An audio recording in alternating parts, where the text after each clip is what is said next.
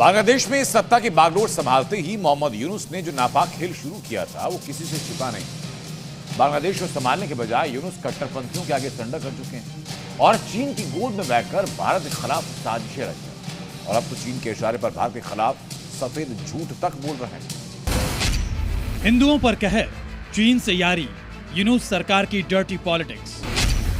यूनुस चीन के आगे गिड़गिड़ाए, भारत पर झूठे आरोप लगाए। चीन के इशारे पर भारत से दुश्मनी, यूनुस को ये गलती भारी पड़ेगी। जब से बांग्लादेश में मोहम्मद यूनुस की अंतरिम सरकार सत्ता में आई है, पड़ोसी देश कट्टरपंथियों के शिकंजे में फंसता जा रहा है। बांग्लादेश इस समय अस्थिरता के बुरे दौर से गुजर रहा है और बर्बादी की कगार पर खड़ा है। हालात ऐसे हो चुके हैं कि बांग्लादेश में हिंदुओं पर अत्याचार चरम पर है। यूनुस की नाकामी का आलम यह है कि वो कट्टरपंथियों के आगे पूरी तरह घुटने टेक चुके हैं। वहीं दूसरी तरफ यूनुस चीन के आगे गिड़गिड़ाते फिर रहे हैं। अब तो यूनुस ने हद ही कर दी है। चीन से दोस्ती की आड़ में वो भारत से दुश्मनी मोल लेने पर उतारू हो चुके हैं। भारत के खिलाफ जहर उगलने का सिलसिला जारी रखते हुए बांग्लादेश ने गंभीर आरोप लगाया है।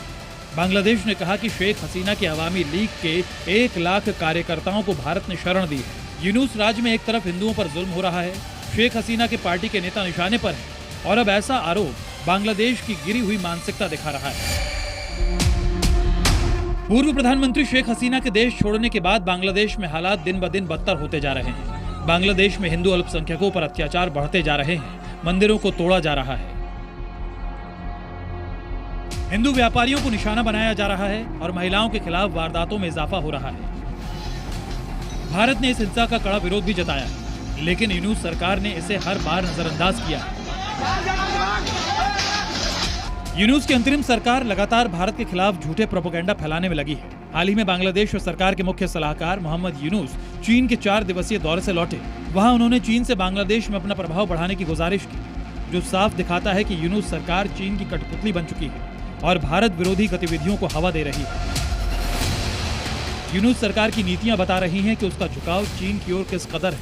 हाल ही में यूनुस ने चीन से आर्थिक मदद की गुहार लगाई थी और अब भारत के खिलाफ जहर उगलना इस बात की ओर इशारा कर रहा है कि बांग्लादेश चीन का मोहरा बन चुका है। यूनुस सरकार के सूचना सलाहकार महफूज आलम ने दावा किया कि अवामी लीग के 1 लाख से अधिक कार्यकर्ता भारत भाग गए हैं। भारत ने उन्हें शरण दी है। ये बयान ऐसे समय में आया है जब यूनुस राज में खुद अवामी लीग के कार्यकर्ताओं को चुन चुनकर निशाना बनाया जा रहा है।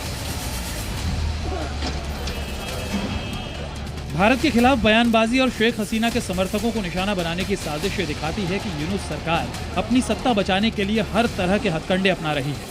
भारत के खिलाफ इस तरह के आरोप न केवल निराधार हैं, बल्कि ये बांग्लादेश की नाकामी छिपाने की कोशिश भी है। बांग्लादेश को ये समझना होगा कि चीन के इशारे पर भारत के खिलाफ बयानबाजी करने से वो अपने देश के हालात कतई नहीं सुधार सकता। ब्यूरो रिपोर्ट, जी मीडिया।